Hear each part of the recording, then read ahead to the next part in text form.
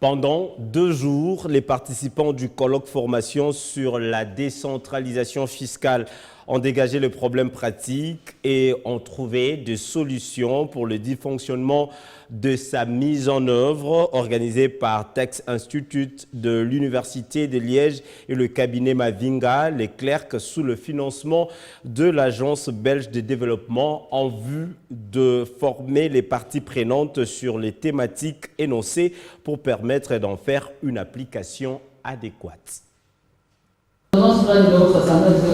La mise en place réelle d'une véritable politique fiscale dans toutes les provinces congolaises, l'une des recommandations phares formulées au colloque formation sur la décentralisation fiscale en RDC. Une initiative de Tax Institute de l'Université de Liège et le cabinet Mavinga Leclerc, avec le soutien financier de l'Agence belge de développement Enabel, qui ont réuni pendant 2 jours les cadres de l'administration fiscale, du ministère national et provincial de finances, des régies financières, députés et sénateurs et d'autres parties prenantes afin de réfléchir pour élaborer d'une ébauche des solutions qui mettra fin au dysfonctionnement dans la mise en œuvre de la décentralisation fiscale. En psychologie, il y a ce qu'on appelle la théorie du miroir. Et cette théorie veut que l'enfant ne fait que ce qu'il a vu l'adulte faire. Pour nous, la ville de Kinshasa,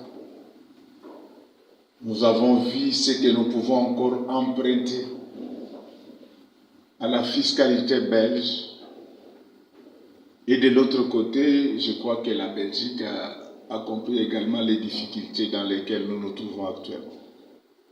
La DGRK préconise l'arrêt de recouvrement de certaines taxes perçues par des entités non qualifiées dont les prérogatives reviennent au niveau provincial. De la décentralisation et même ces sociétés immobilières, quand les collectivités locales perçoivent l'impôt sur le revenu locatif dans leurs états financiers, quand ils vont à la DGI, ça sera déduit, on va dire qu'ils ont payé l'impôt sur le revenu locatif, ça sera considéré comme une charge au niveau de la DG. Donc les 2 impôts doivent se percevoir, que ce soit au niveau de la DG, donc l'IBP, et au niveau de collectivités locales, donc au niveau des provinces, l'impôt sur le revenu locatif. L'un ne chasse pas l'autre. Des interpellations justes qui trouvent tout son sens pour la gestion de la res publica. Le volet consiste aussi à beaucoup réfléchir pour finalement ne rien faire. Je nous prie à tout mettre en œuvre dans la limite de nos possibilités ou de nos responsabilités pour que les changements souhaités se réalisent.